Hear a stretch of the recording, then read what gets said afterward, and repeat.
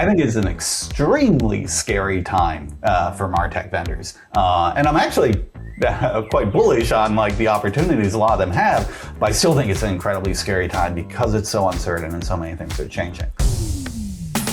Welcome to Real Story on MarTech. Ruthless advocates for your MarTech mission. Advising buyers with just the facts on stacks to get you on the right track. All right, welcome back to the Real Story on MarTech. I'm Jarrod Gingras, the Managing Director of the Real Story Group. And I'm Tony Byrne, founder of Real Story Group. All right, Tony, we have another fun, exciting topic today where we're going to be talking about something that you and I and the rest of the Real Story Group team, we talk about every single day, certainly, and that's the present and future of MarTech. Yeah, you know, it's a huge topic with a wide scope. The future is obviously a really important topic, and this month, I'm grateful that we have a guest worthy for such a challenge, Scott Brinker, aka Chiefmartec. Scott, welcome. Yeah, thank you for having me. Great. Yeah, thank you, Scott. It's going to be we're really looking forward to this conversation with you. And you know, we have a long history with following your work, and to that end, I'm sure everyone listening already knows who you are, but just to kick it off, could you tell us a little bit about your MarTech origin story and, you know, take us right through to where you are now, circa May 2026? Sure. Well, I'm definitely a fan of your work as well, too, so there's a little bit of mutual love fest on that.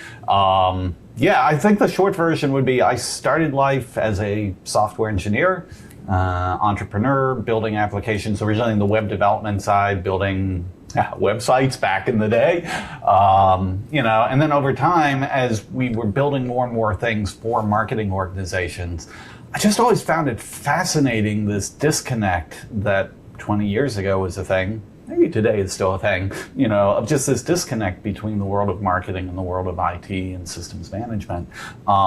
When you could see even then the collision in the actual real world in business operations, these two functions were just going to have to be totally entangled.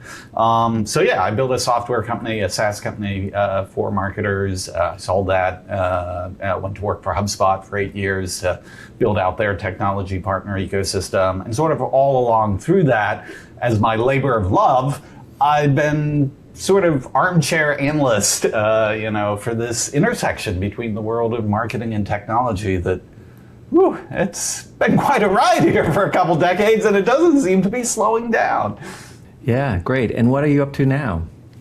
So I left HubSpot back in September of last year, and boy, after taking a few months of just spending my time doing my Chiefmartec analyst and advisor work, like, I really love this stuff. So yeah, I made the commitment at the beginning of this year to be full-time in that space, and great. Not looking back. Great. So let's start with something that many people know you for, which is logos, or that's maybe where they first heard of you. We've all seen the marketing technology landscape supergraphic. It's a massive logo chart that's effectively an organized inventory of the whole MarTech space. And the 2026 version of the MarTech landscape supergraphics just published. 15,505 logos. Scott, have we reached peak MarTech? Well, it was interesting to see that this was the first year, essentially it didn't grow. I mean, it grew like 0.7% or, you know, 0. I mean, yeah, a small amount. So essentially, you know, we've had 15 years of some years it grew a lot. Some years it actually doubled in size, you know, in the early years. You know, others it was a modest like 10% or 20% growth, which over thousands and thousands of products is just insane. I'm sure we'll talk about some of those dynamics behind that. But yeah, this was the first year where essentially it leveled out. So is this peak MarTech? I guess technically speaking, we got to see what happens in the next couple years. Was this a peak or was it a plateau? But I think one of the things that's fascinating about it is, unfortunately, that landscape just got so big and unwieldy. I think it has a certain amount of value from some statistical view in aggregate. You certainly can't like read anything on that anymore. But when looking at like what's happening in aggregate, it's fascinating that while the top number stayed essentially the same, there was something around 1,500 companies that got added, 1,400 companies that got removed. It is clearly like a market in movement, even if that top line number would seem to somehow be standing still. Yeah, it's fascinating. Yeah. And one of the things that, we always pay attention every time that you release a new version of the supergraphic is not just the logos themselves, but as analysts, we love the categorization of the logos, right? And I think every time you release it, you seem to add some more categories as well. So I wanted to kind of pick your brain on that, the category topic. Is there an emerging category that you think people are really underestimating? Well, I can say this from, armchair analyst to analyst.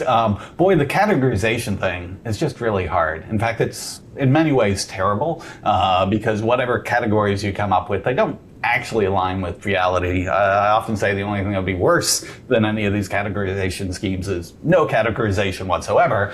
But anyway, sorry. So, with that caveat, one of the things that has just amazed me over the 15 years of this project is the reinvention that seems to continually happen within almost every single category. I mean, I'm always asked, like, well, what's the hot category? I'm like, well, I mean, pretty much in any category, you can find someone who's doing something that's like pretty disruptive. By the numbers this year, we saw a lot of activity in the CMS and e-commerce space, which, again, like you have to be careful of, coming up with proposed theses of why that is the case. But I think, there is this recognition that web experiences and web surfaces, there's a moment of this being reinvented, not just with things happening with agents, but also just the expectations, of how people want to engage with these things. I think, the days of like the static information architecture website, it's starting to get kind of long in the tooth.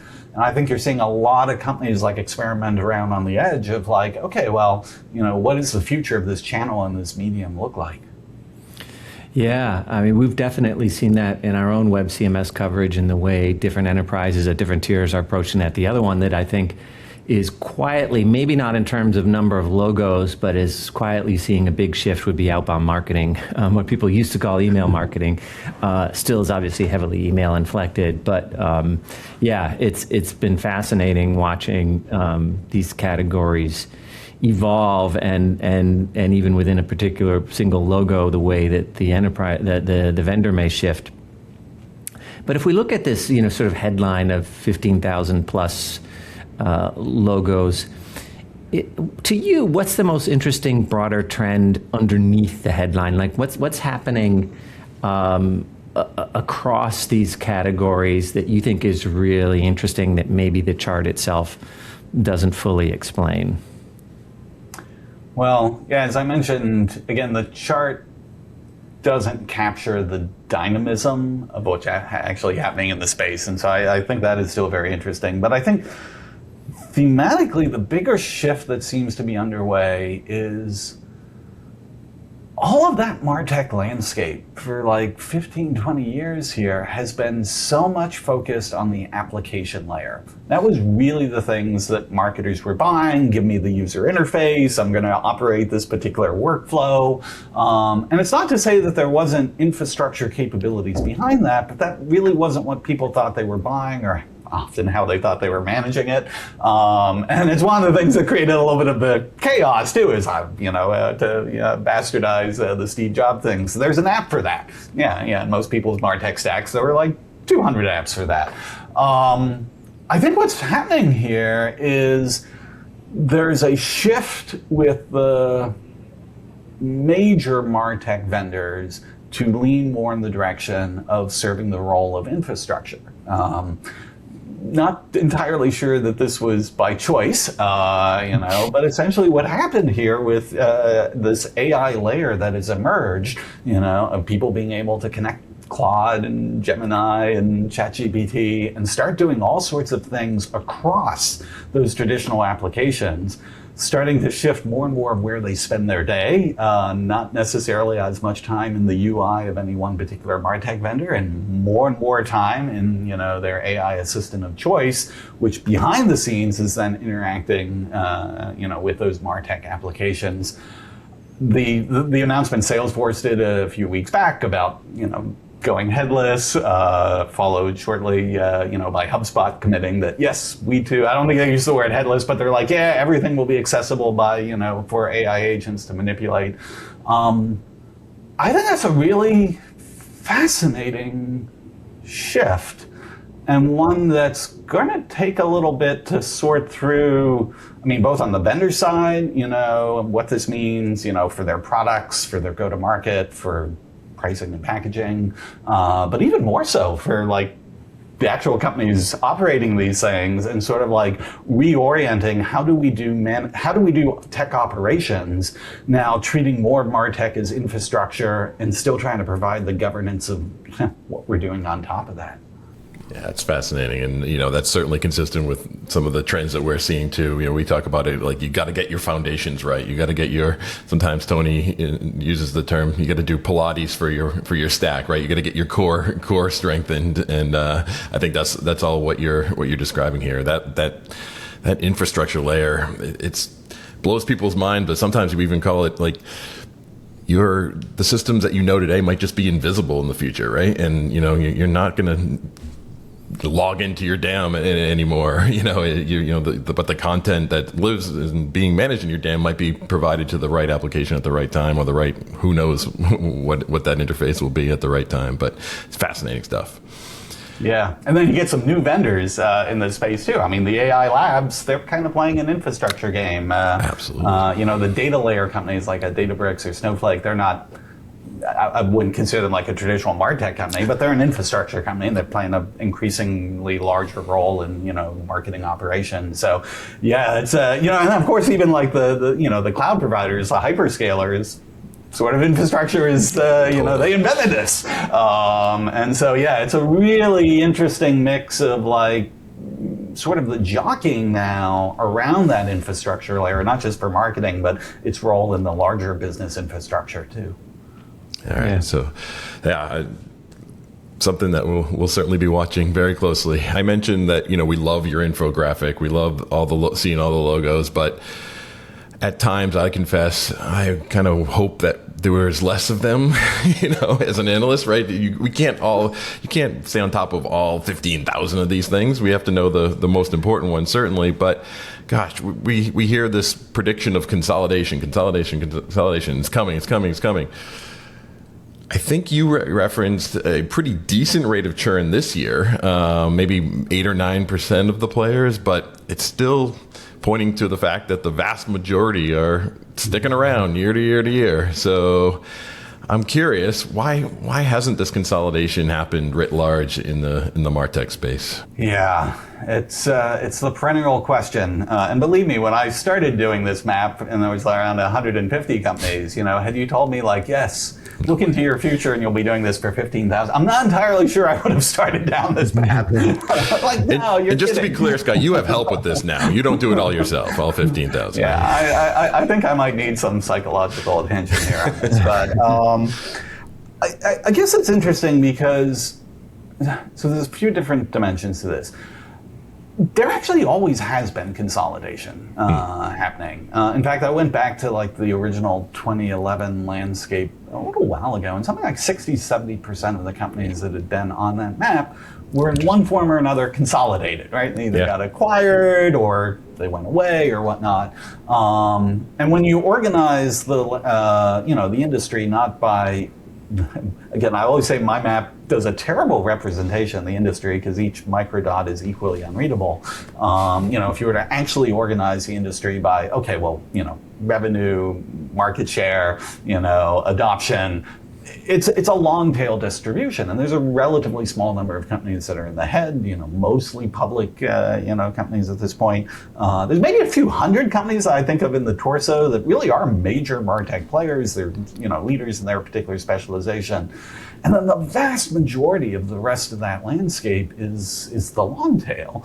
And so kind of where we started earlier about like, okay, the number at the top was flat, but the churn was happening below it. The vast majority of the churn actually happens in that long tail. And it's interesting that I'll give you just one example. So the consolidation actually leading to more growth. So back in the day, there was this company called Pardot, that then got acquired by ExactTarget, and then that got acquired by Salesforce. And you're looking at the top line of that and you're saying, yes, this is the way consolidation is supposed to happen. But then what happened is a bunch of the people who sold those companies in this process made a nice amount of money, turned around and invested in dozens and dozens of like new MarTech startups. So like if you're just doing it by the numbers, you're like, well, wait a second. Actually, this move didn't consolidate the industry. This just like grew like 400% from where we were before. So, it's there is consolidation, but the thing is the inflow has always exceeded the outflow up until this year. And maybe this is the turning point. Yeah, so why don't we move on to another sort of document that you've been putting out in recent years, where you've been like conducting surveys and analysis of MarTech practices sort of more generally. And you've just released the 2026 edition of what's called the State of Martech report. So just so we don't forget, how can people get this report, Scott? Probably the easiest way is just Google State of Martech 2026. It's an ungated PDF that's out there. Great. Okay. So let's talk about sort of the intro to the report, where you kind of lay the context and you say, this current time is not a graceful upgrade. It's a structural transformation of the technology, the practice, the roles, and the relationship between brands and their customers. The old forms are dissolving, the new ones are assembling, and we're somewhere in the messy middle, which is exactly what makes this moment so disorienting and so full of possibility. Really interesting take. It reminds me of a famous quote from an Italian philosopher who said, notably, the old world is dying and the new world struggles to be born. Now is the time of monsters. So if I'm an enterprise MarTech leader, how do I pay attention to seizing the possibilities that you reference while still avoiding the monsters in this kind of liminal time that we're in? Sometimes I think there's a bit of conflation happening between what is scary for MarTech vendors versus what is scary for brands and the people actually running this market. Mm-hmm. I think it's an extremely scary time for MarTech vendors. And I'm actually quite bullish on like the opportunities a lot of them have, but I still think it's an incredibly scary time because it's so uncertain and so many things are changing. I think for brands, there's a certain amount of that, but the reality is the vast majority of their MarTech infrastructure is not going to change overnight. They wouldn't want it to change, overnight. And actually this sort of shift you see on the vendor side towards leaning a little bit more into the infrastructure play actually helps serve the brands of thinking like, okay, we've got some stability at this layer, The bigger question for them becomes, not so much the MarTech vendor shifts, but their own customers, and just how are the patterns changing of how customers want to engage with you. Very different if you're in B2B versus B2C. But one of the things that Franz Riemersma, who co-wrote this report with me, and we've done a series of these over the few years, has always been really careful about framing this idea of there are kind of two variations of your stack. And the way he called them is there's the factory and there's the laboratory. And the factory is where you need things to be running on time, low margin of error, the SLAs, and you don't change it very often, or you change it very thoughtfully and very carefully. But when you do it, you operationalize it in a way that, you're playing it for keeps. The idea of keeping a separate little piece of what you are doing with marketing technology as a laboratory, where it isn't a place of experimentation, and you got to define these things. It can't just be open. It's got to be like, okay, there's a budget that we associate with the laboratory, and it's not infinite. It's very finite. It's also not just like, oh, come with your play toys and try random things. Like any good innovation pipeline, that you would have seen in, sort of any R&D organization, there should be a process of like, okay, here's a hypothesis, here's the thing we're going to test, we're going to run it, we're going to measure it, does it work, does it not work? But still, within that laboratory environment, trying to reduce the overhead of running those quick experiments, and I think if you sort of split it that way, again, hopefully it makes it a little less scary. You don't have to change your entire factory. It's going to be a multi-year journey on that, but the laboratory gives you a place to experiment. And again, I think the most important thing to experiment there is not necessarily what's cool about the new tool. It's about like, how are our customers changing how they want to engage with us and be serviced by us? And running experiments with those hypotheses in mind, I think just pay a lot better dividends. Yeah. I mean, I like that bifurcation. I think it explains a lot of thinking and kind of what we want at the same time. I guess the challenge comes when you can't necessarily split platforms neatly into factory and laboratory. And I think we would love, for efficiency's sake, for all of our platforms to be run like factories, but then we also know we need to innovate, and so we have to, in each channel and in each domain, have to also do laboratory and type work. And I think that's operationally a really big challenge right now. Yeah, I agree with that. Although, again, this is one of the things where the shift towards infrastructure, I think, is helping us there because honestly, like, we talk about laboratory experiments, like a lot of the things people have been doing, with AI assistants and AI agents, very laboratory experimental, but they're able to like connect to the infrastructure to leverage some of the services and data of that infrastructure. Hopefully you're doing that in a way that's well governed and permissioned and all that. But you can do a lot of experimentation in the AI side of things without having to have fundamentally changed the infrastructure to support that. I love the factory and laboratory analogy here. It reminds me of some way that we've been talking about it for some years, and maybe a somewhat dated analogy. We always talk about the Martech mall, right, where you have your kiosks that you're doing your experimentation and you're trying out. Hey, is this going to sell? Is this going to resonate with the people walking through the mall? But that only works if you get your anchor stores right, because someone's going to pay the rent for this thing, and so that's a long theme that we've been seeing as well, and I think it's encouraging for me to see the focus on those anchor stores again, because there's a lot of experimentation happening, and I think they're hitting a wall oftentimes and saying, oh gosh, we can't do this at scale unless we have our content data and decisioning right, the true anchor stores of our stack. So yeah, great stuff. Scott, I wanted to pivot next to thinking about, you've been doing these surveys for a while now, and thinking back to the research that you just released with Franz recently. Was there something that surprised you coming out of this? And maybe conversely, was there something that wasn't much of a surprise? What's your key takeaway on the results that came in from the masses? Well. All right, I'd say two things that surprised me. One, and again, I suspect you can relate to this, it is really friggin' hard to try and play the analyst role in this environment. Because I look back, we had done a report in December, barely 5-6 months ago, and we had opened up the report of like, look at how many things are changing and how you need to be paying attention to this. Like OpenAI, they're doing this thing with instant checkout here, and there's going to be this SOAR thing, and they've got the, this new social network, and and then 3 months later, all that stuff is gone. And I'm like, sorry, false alarm, and this is again the struggle, I think. I actually find being completely transparent about this, being actually something we can all relate to, because it's just like there are all these things that keep, emerging as what could be truly transformational changes. but they all have a pretty high probability of not actually sticking in the form that they are, if at all.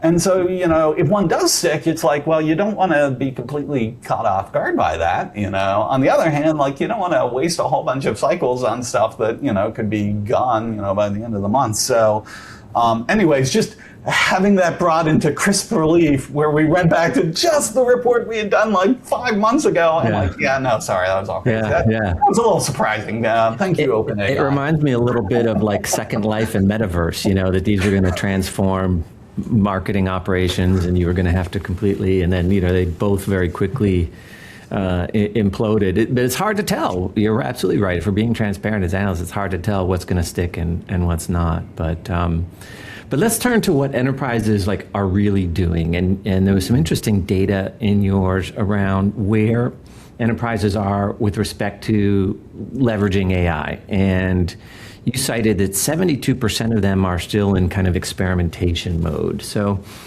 is that a sign of healthy skepticism or dangerous paralysis and uninvestment or underinvestment? You look at that number and what do you say?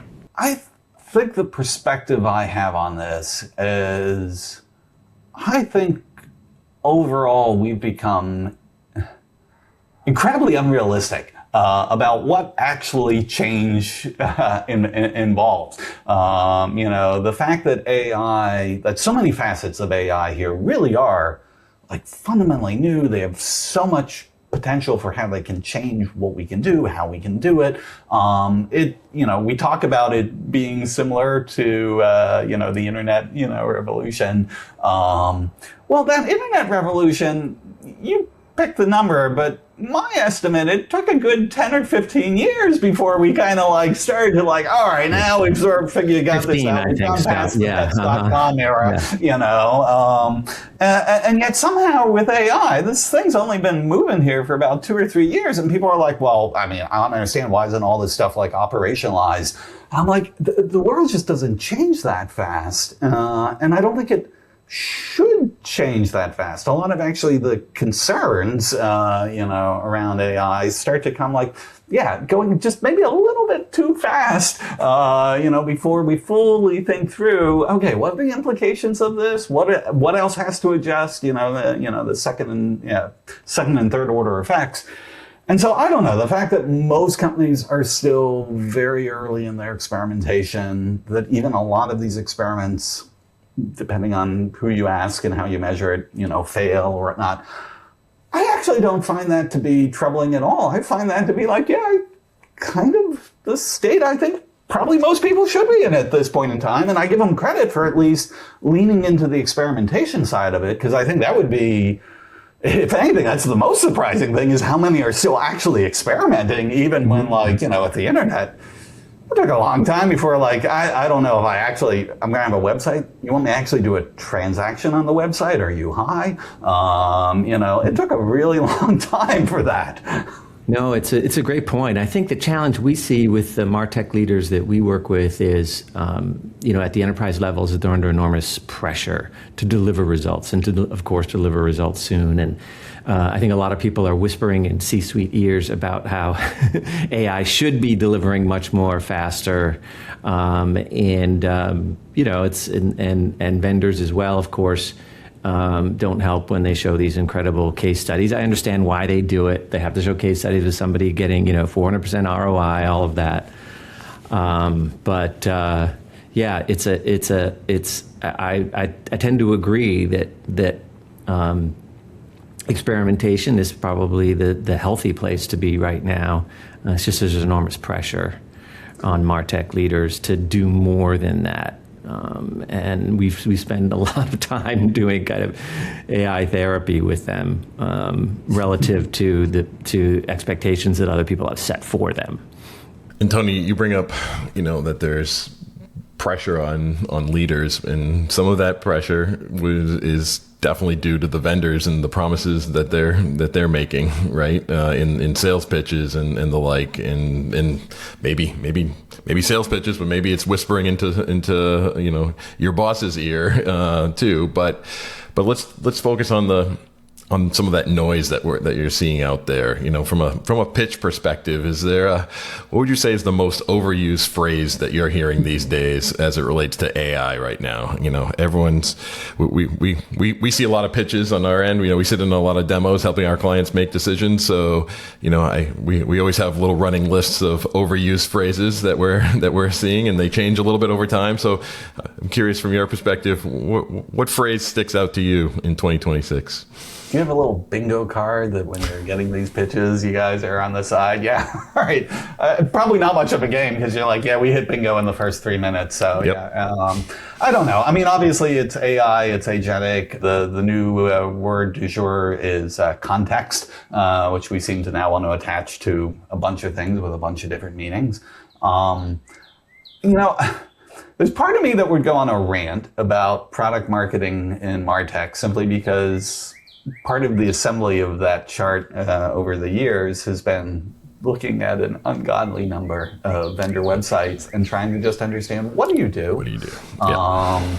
And it's really, so I could rant about that, but I guess I also have some empathy for the product marketers in this space because I feel like they're being torn between two very different asks. One asks is, could you simplify this in a way that, my CMO or my CEO could answer? And the problem is, when you really simplify it down to that level, every piece of MarTech essentially sounds the same. Yep, okay, we're going to help you get more customers. Great, thanks, where do I sign? But the problem is, of course, at the next level down, you're trying to okay, yeah, I get it. You have AI and you're agentic and you'll help me with context. I'm going to need a little bit more, that. And that's where I think the onus does fall on these MarTech vendors to just do a much better job of explaining what their technology actually does and how it does it. And there are some product marketers out there who I think do an amazing job at this. Boy, there's a lot that you just go through these websites and you're like, I 30 minutes on this, I still have no idea about what you're actually doing. And I do this for a living. Oh, I know. They're all AI companies. Congratulations. What is different about you? Yeah, it's tough to tell. Yeah, so of course we have to talk about agents before we depart this whole topic of AI, agents and agentic AI. If you strip away the demo, Scott, what is your sense about what agentic AI can reliably do for enterprise marketing teams today? I mean, I think agentic AI that's limited to particular tasks, I think is actually, there's a whole set of categories of tasks, certain aspects of content development it's very good at, data analysis tasks, customer research, competitive analysis, and really very helpful. We're seeing now a lot of these things being able to accelerate these processes.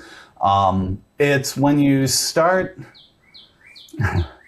trying to step back and okay, I've got these longer running tasks that are not so much tasks, but it's processes and end-to-end, and I want to, delegate more autonomy.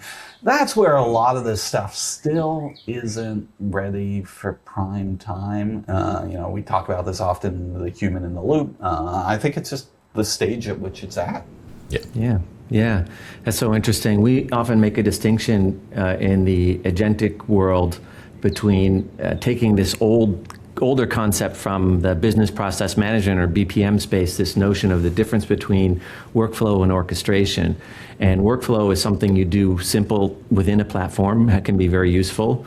Orchestration is typically cross-platform, longer running, more exceptions, more complicated, probably a lot more value too. So there's some low-hanging fruit here, but I think the best value around agents is going to come in time. We're still kind of looking forward to when it will be really more of a game changer, at least as MarTech is concerned. Yeah. So with that, let's take a break here and hear just a short word from our sponsor. Did you know that 16 of the Fortune 20 enterprises have turned to Real Story Group over the years for MarTech advice? either to guide them through an important technology selection or to help them steer their stack in the right direction. That's right, Jarrod. But our Real Story corporate members come in many sizes, including some really kind of digitally focused mid-sized firms. The key thing that all these clients share is a desire to take their MarTech stack and their professional careers to the next level. To explore further, find us at realstorygroup.com.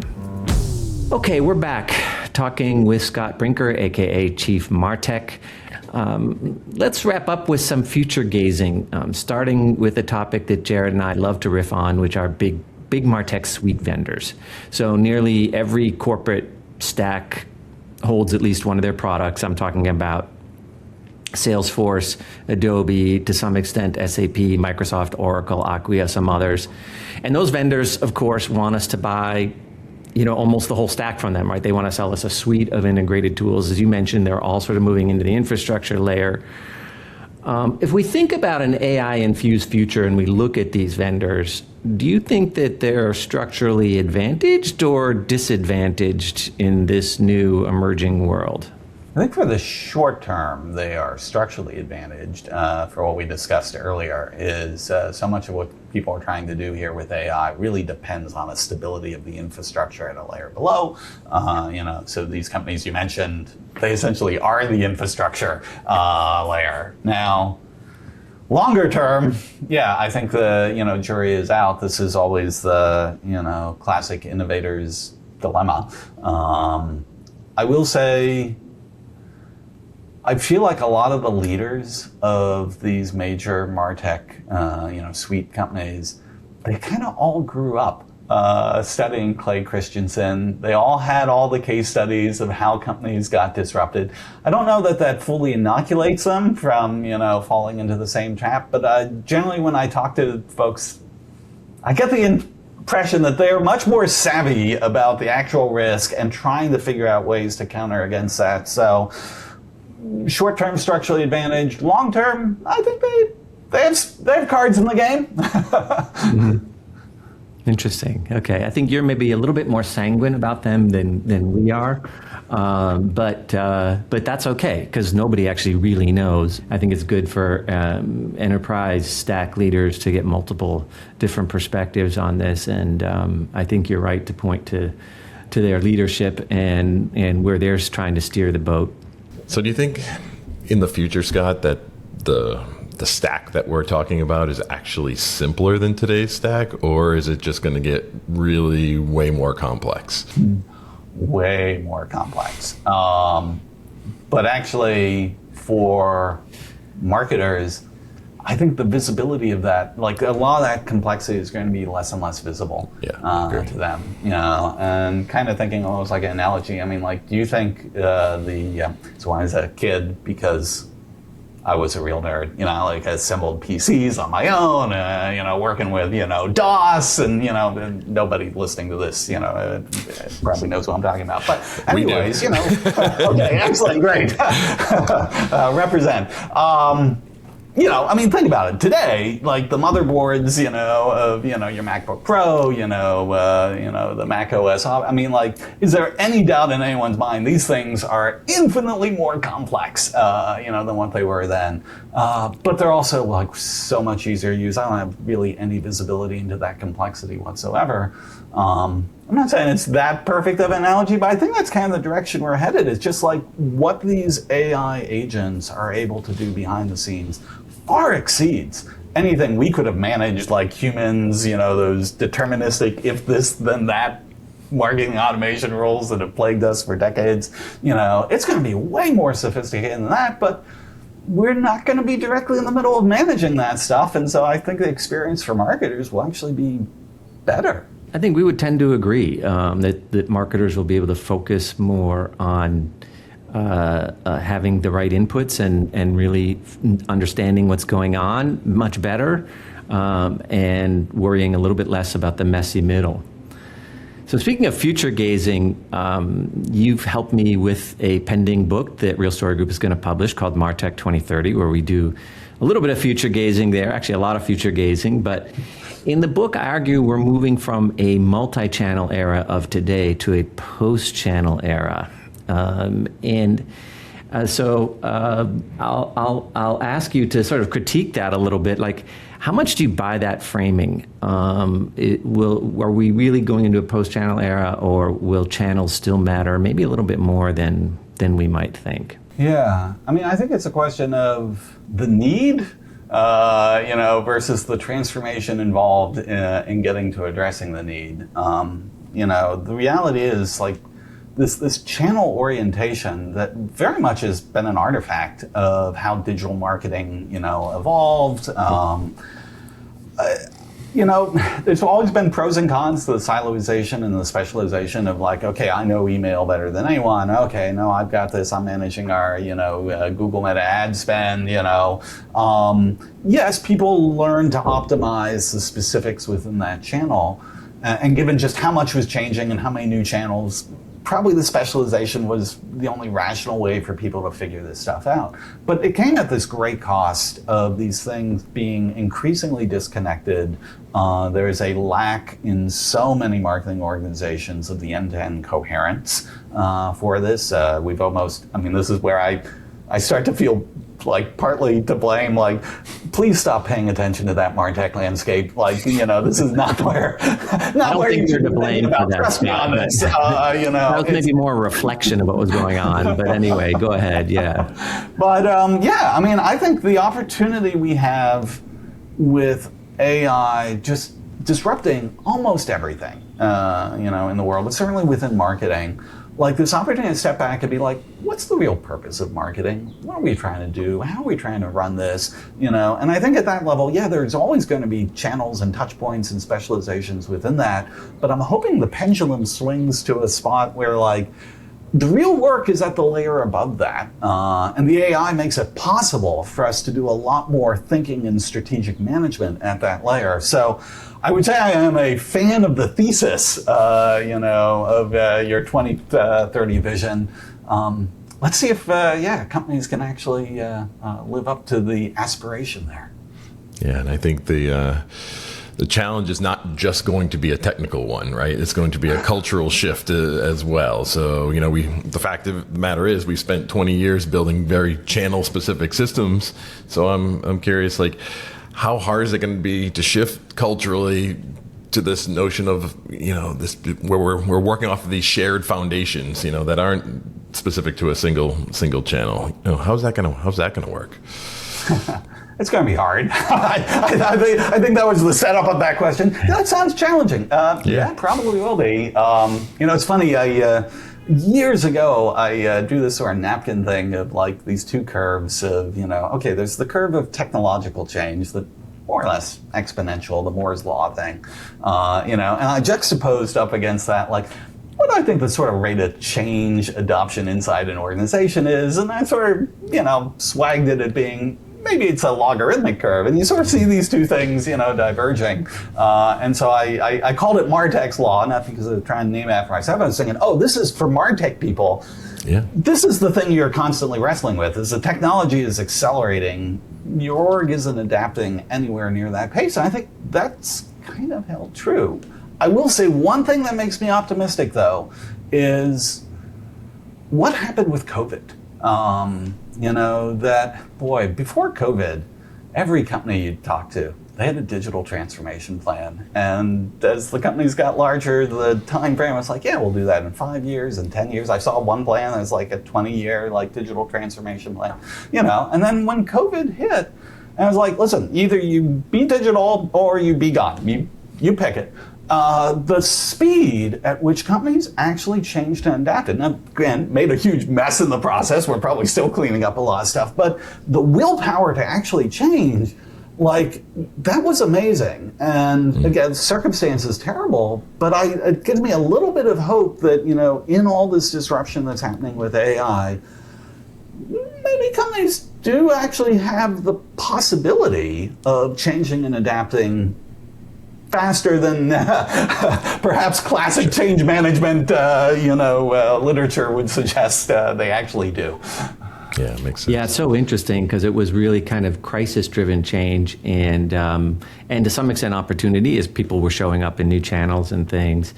I think to some extent, AI is a little bit of a similar jolt. It's not quite as it's not quite exactly like the COVID shock, but it's definitely been a bit of a jolt to the system. So yeah, it'll be interesting to see just how transformational it is. I think it's probably more disruptive at this point than transformational, but it's hard to say. Yeah. All right, Scott, let's finish with something really fundamental here. Does the term Martech even survive the next decade? Or does it become something totally different, something broader around customer systems, intelligence? Are you going to have to change the name of your website or your title? I don't know if we're going to be talking about websites, but are you going to have to change your name? What are people going to call you? I'm sure they have a long list of names they call me. Join the club there. Yep. I don't know. I mean, the funny thing is, just the way the question is worded, it's like, a decade from now, like, I don't know, I could predict anything. I'd be tempted to make a quip about, like, well, I don't know. I mean, ask the Terminator or the Matrix, because, what are the probabilities? That's what 10 years from now is.